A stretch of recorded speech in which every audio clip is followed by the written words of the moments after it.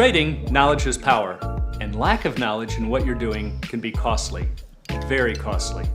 So you need a solid foundation of quality market education. Whether you're new to trading or a seasoned veteran looking to add advanced strategies to your arsenal, there's always something to learn and something to improve on. And now you can access the same knowledge that professional traders receive with Market Rebellion's Trading Education.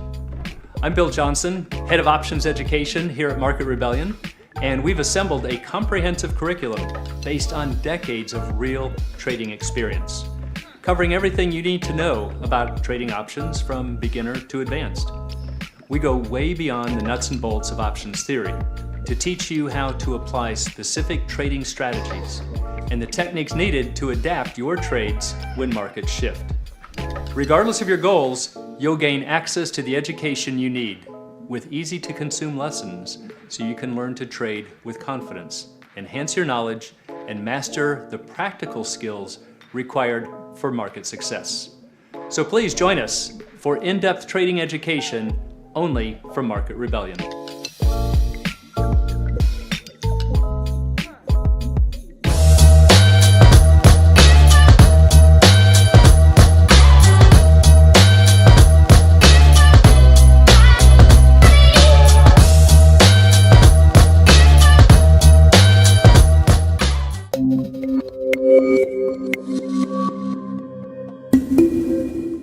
Hey, good afternoon to all of our options traders and market rebels. Happy Thursday, everyone.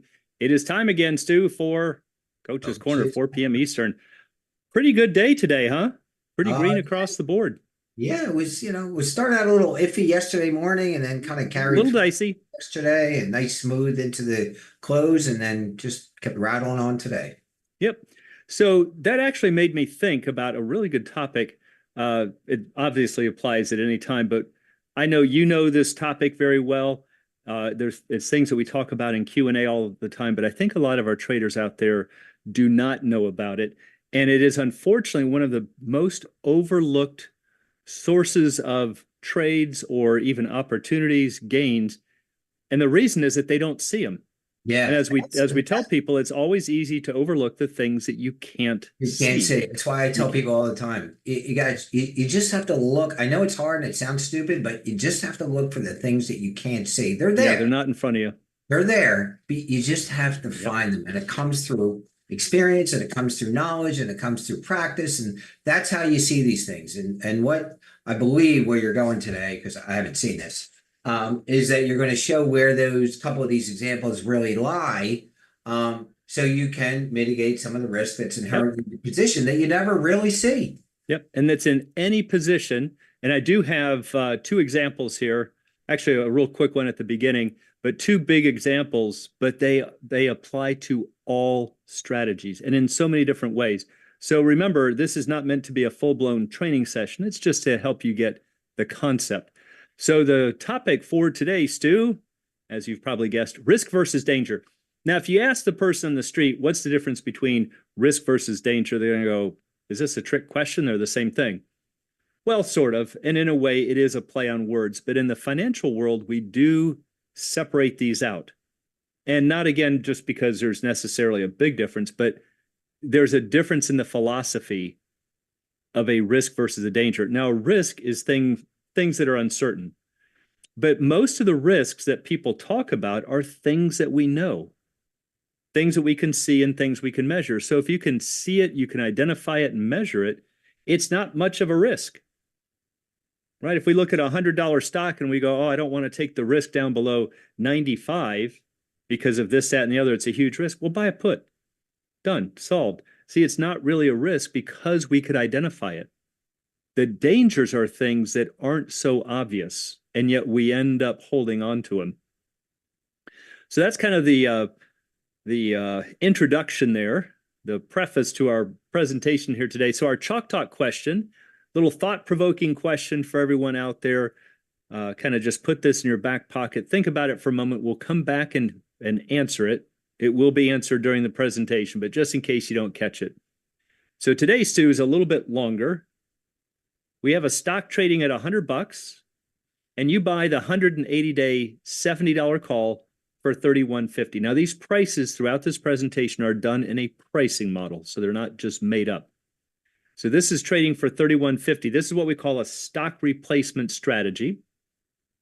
Let's say that the stock rises to 110, and the $70 call is now trading for $40.70. So some time has gone by. That's not really important. That's why I didn't even put it in here, but the call is worth $40.70.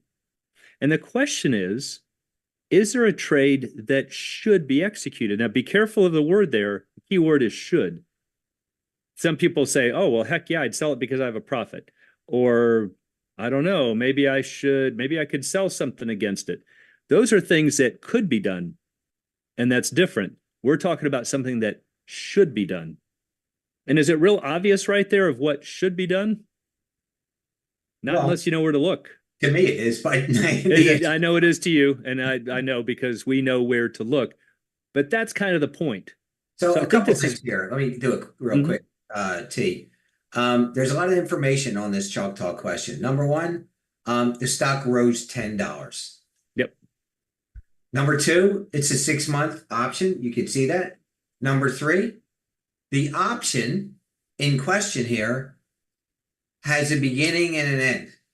Doesn't mean the trade is over. It doesn't mean we sold it. We sold it. It just means that this is where it is while we're looking at it. So 31.50 to 40.70 is, let me check my math again. 31.50 is $9.20. So let's compare apples to apples. So what happened? So the stock went up 10 and the option went up 9.20. Almost dollar for dollar. Almost dollar for dollar, very close. From that, we can determine, well, it's kind of like stock, isn't it? It's moving like stock. It smells like stock. It tastes like stock. It's acting like stock. It must be a very high delta option. Yep. And in fact, it is. You could just do the math and divide it out, and you can come up with 92. It's actually a 92 delta option on average on the way up. Yep. Maybe started out at 85 or 87, maybe ended up at 95.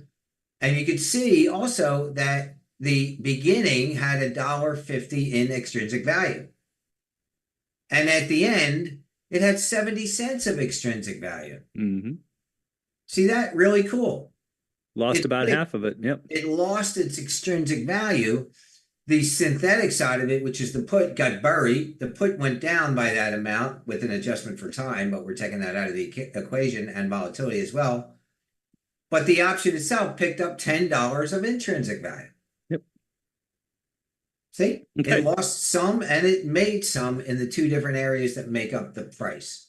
Yep. A lot of information here. Yep. So the thing is, again, what we're going to do is to show you that there's a trade that should be executed, but we're trying to figure out if you know where to look and to see where that is. All right, so that's kind of something to think about. So let's start off with what are dangers. We talked about what are risks. Those are things that they're uncertain, but they're also knowable. We know that stock prices can go down. We know that we have a delta. We know the expiration date. They're all things that we know and can measure. But when we talk about dangers, these only expose you to losses, or at least largely to losses. In other words, you are accepting risk for no reward or very little. And one of the keys to successful trading and risk management is don't try to manage dangers. There's nothing to manage. What do we do with them? Eliminate them. Get rid of them. The problem is, as we've already said, dangers are often hidden. And that's what makes them tricky to trade. But like Stu said, it comes with knowledge, options pricing, understanding strategies, and where to look. So let's look at a very simple example. There's a little bit of subjectivity here, Bill. So, what constitutes a risk and what constitutes a danger? It's not always a this side of the court and that side of the court. It doesn't always work that way. In the big picture, I would say to everyone, look, if there's something that you can make, and something is a little subjective, right? It's a material. Let's just call it a material number. If there's something that you can make and there's something that you can lose, I kind of call that a risk situation, risk on, risk off. But if there's something that you cannot make in a material sense versus what you can lose in a material sense, I'd say that's a danger. And I don't want any parts of danger. I'm Right, happy to accept risk because I feel right. like I'm going to get rewarded. If I'm not going to get rewarded, I'm certainly not going to take any risk. Exactly right. So let's look at a very simple example. Let's say that we're going to buy the 100-105 vertical spread, and that means we're going to buy the 100 call and sell the 105 call. And let's say that it is a net debit of 3 and therefore a max gain of 2. And this is our risk profile. We get our bend at 100 and 105 in blue. The red curve is the current curve. The blue is the expiration. And I think most people know that the red curve starts working its way towards the blue. This works its way up, this works its way down as time passes. But those are the two curves we're looking at.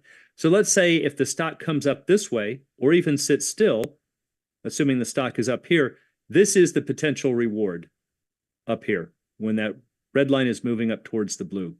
Maximum again being $2. If the stock is down in this region, what happens? Well, now this becomes the risk. So that's kind of the way that most people would see a vertical spread. But what we want you to look at is what if the stock is up here? Now, do you see how that red line is really close to the blue? That tells us there's not a lot of additional money that can be made. It doesn't matter if you Reward. paid, But just call it you what could have it is. paid 50 cents for this spread. It doesn't matter. There's not much left in it to Yeah, give. where's the risk reward in this? There's no Yeah, reward and there's all risk. I don't right, get why would we have that? I would right. never. So if you're looking at this, if the stock is up here, we would call that a danger. Right. So that's kind of a very simple example. And again, it doesn't matter what you paid for it. It just matters that right now, there's not a lot of additional money that can be made, but you could lose 3. It could reverse on you. Right. So there's lots to lose and really nothing to speak of to gain. All right. So that's the basic idea. But now that's an easy one because we started with a vertical spread and we just kept it as a vertical spread. That was to get the idea of a danger. But now, ready for this, Stu? Let's get a Yeah. little more difficult. Let's put our audience to the test here and see, can you spot the danger? Now, there are dangers in every single strategy. Let's go back to stock replacement, which is what we looked at for Chalk Talk. So the stock replacement strategy, you're going to buy a deep in the money call, usually a delta 80 to 85. And we're doing that to make the call behave like stock, but at a sharply reduced cost. That's the philosophy of it. So let's say our stock is 100. You buy the 180-day $70 call for $31.50. This is looking familiar already. Stock rises to 110. 70 call is worth $40.70. What do we do? Now, this is where some people go, gee, I don't know. I've got a pretty good profit. Let me close it. Let me sell something against it. Those are all okay, but there's something here that should be done at a minimum. Minimum, at a minimum. So, That's at a minimum. yep. So here's our risk graph at expiration in black. There's our bend at 70. And here is the current curve in red. All right. So here's our strike. Now, the stock is up here. And the question is, where's the danger? Looks like we still have a pretty good amount of extrinsic value there. Might not be so easy to see. Well, here's where we have to understand options and strategies.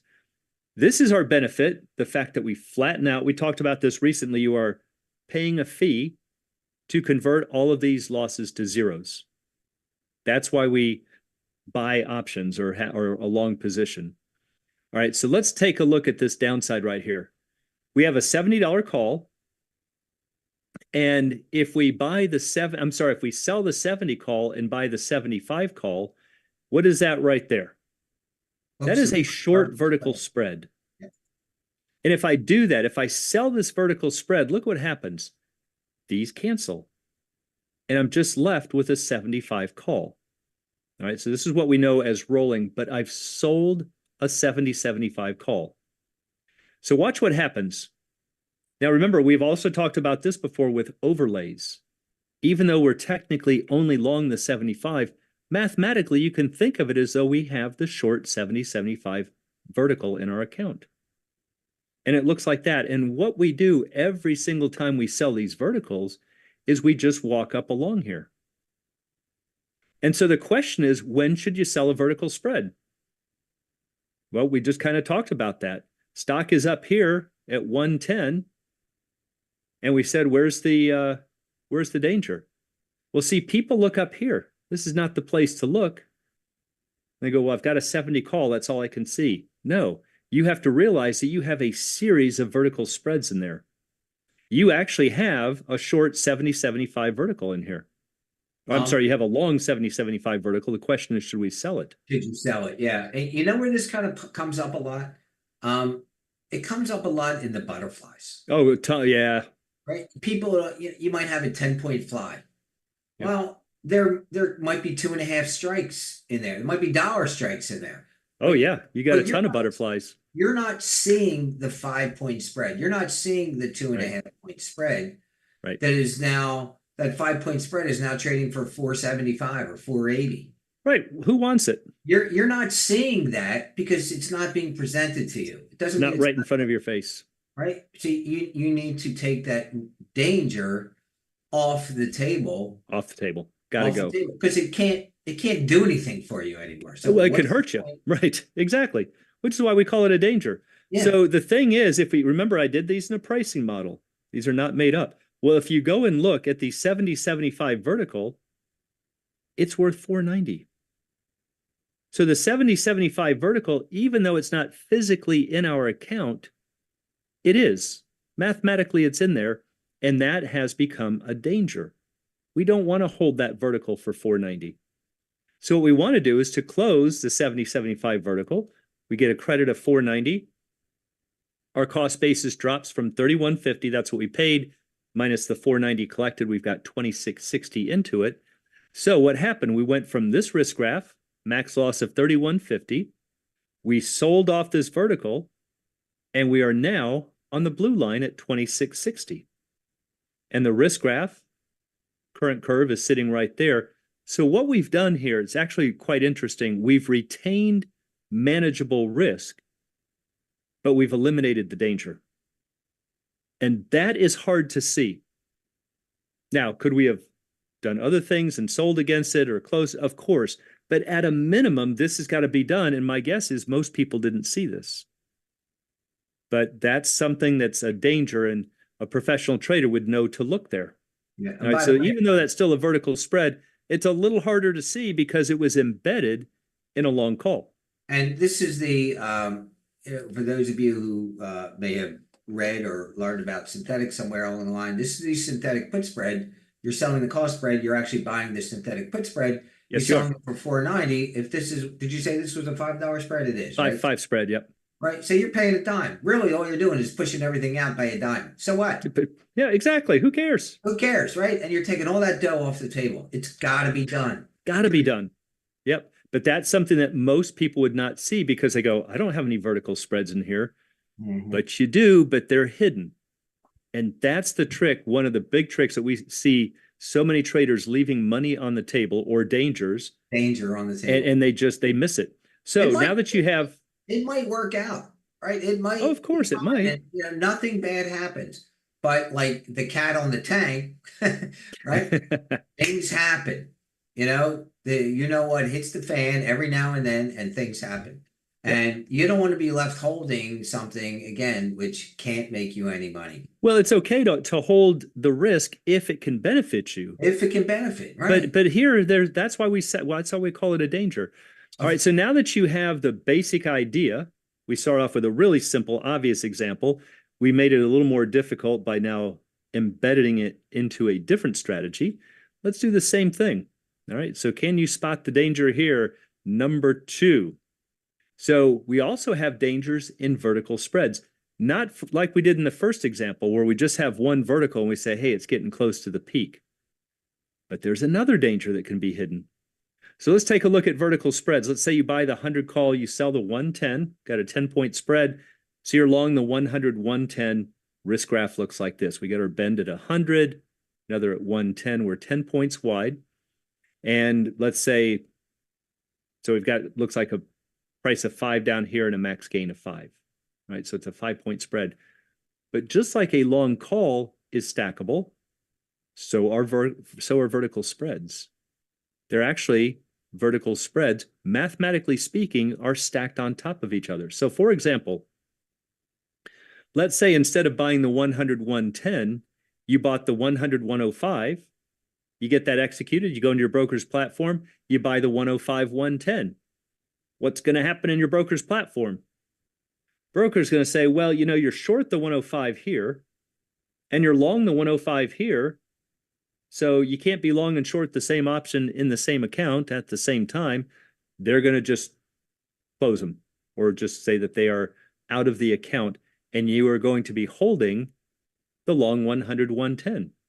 So notice, even though in this example, I didn't execute the 100 110 vertical, I did the 100 105 and then the 105 110, and it's exactly the same thing. So we can reverse engineer it and say that if I have the 100 110, I could spin out the 100 105 from underneath here if the thing's going in my favor. But people don't see that. So here's what it looks like again if you're long the 100 call, I'm sorry, the 100 105, and you buy the 105 110. Look what happens. You're short the 105 here and long here. See, you're just long the 100 110. So again, it's hidden. It's not real easy to see. You have to know that these exist, and it's all part of being really a more advanced trader and where to look at where these dangers might lie. So let's take a look at a long vertical. Let's say the stock is 102, 30 days to expiration. You buy the 100 110 vertical, net debit of 3.5, max gain 6.5. All right, the most you can make on a vertical is if you buy it, the difference in strikes, 10 points. You spend 350. Most you can do is put 650 in your pocket.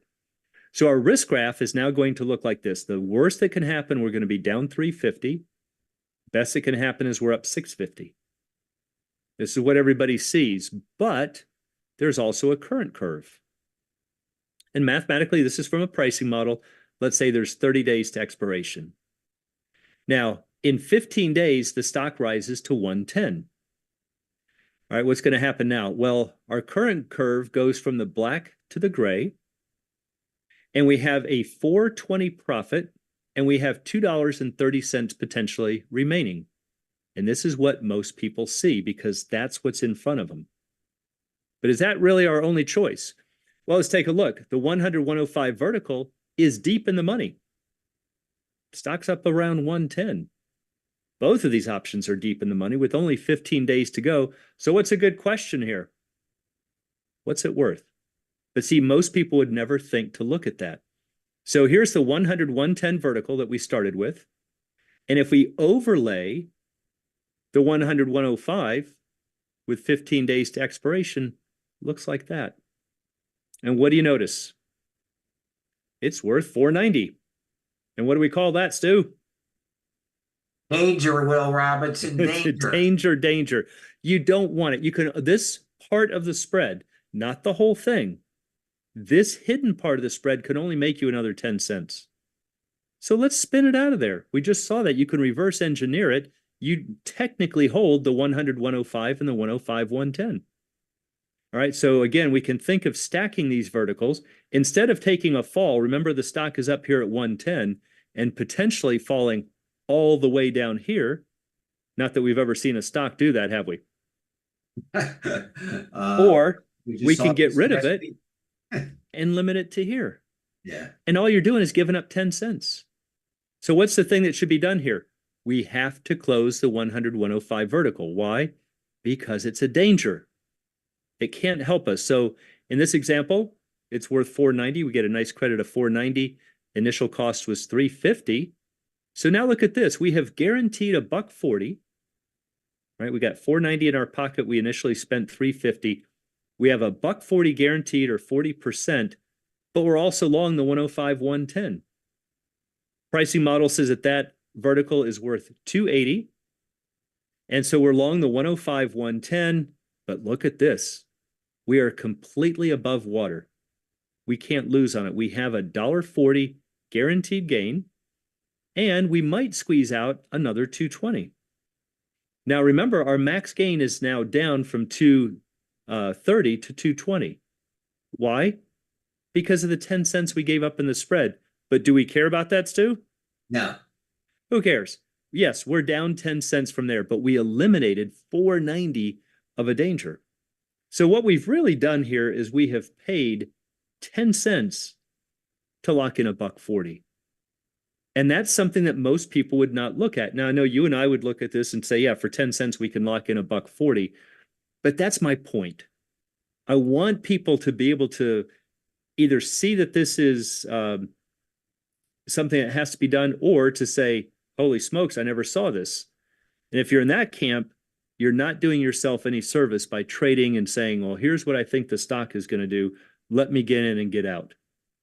You need to figure out where the edges are and where the risks are, and more importantly, where the dangers are. So we could go on. I know you and I could go on and on about this. We could talk about any strategy, lots of different strategy dangers. Here's another angle at looking at Sure. this.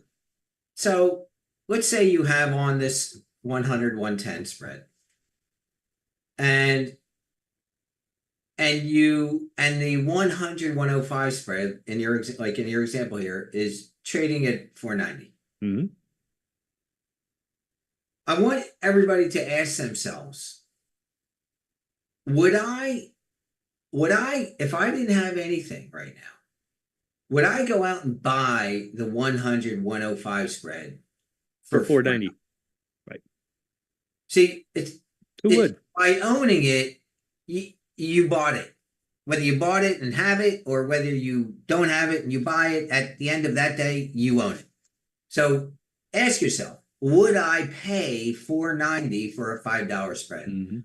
I think that most of the time, I hope that most of the time, the answer is going to be no.